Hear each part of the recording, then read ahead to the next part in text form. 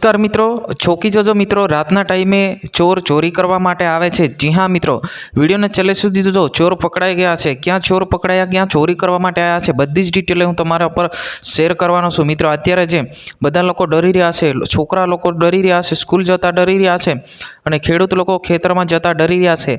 એ ઘટના બનેલી છે ગઈકાલે દેવગર બારિયા ખાતે, જે રાતના ટાઈમે ચોરી કરવા માટે ચોર આવ્યા હતા અને ગામવાળાએ પકડીને બરાબર ધોઈ નાખ્યા। જી હા, ગયા વર્ષે પણ આ જ ટાઈમે જે ઘટના બનતી હતી એ જ ટાઈમે આ વખતે પણ જે ચોર આવવાના જે સમાચાર વહેતા થયા છે। ઈકે ચેનલ કોઈ પણ પ્રકારની પુષ્ટિ નથી કરતી, પરંતુ જે પણ ઘટના બનેલી છે એ સોશિયલ મીડિયાના આધારિત જે દેવગર બારિયા ખાતે જે બનેલી છે, જે ગઈકાલે લગભગ 11 થી 12 વાગ્યાની ગાળાના અંદર દેવગર બારિયામાંથી ચોરી કરતા ચોર પકડાતા ગામ લોકોએ પકડી પાડ્યા હતા અને બરાબર ધોવી નાખ્યા હતા। જી હા મિત્ર, એ સમાચાર જે અત્યારે જે છે એ વહેતા થયા છે અને ખૂબ જ વહેતા થયા છે।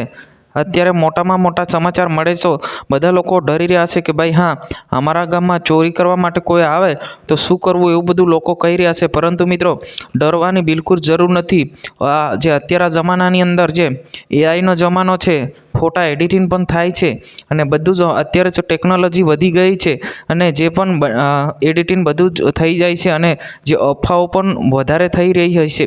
અત્યારે જે સાચું ઓછું છે ને ખોટું વધારે સોશિયલ મીડિયા પર વાયરલ થતું હોય છે।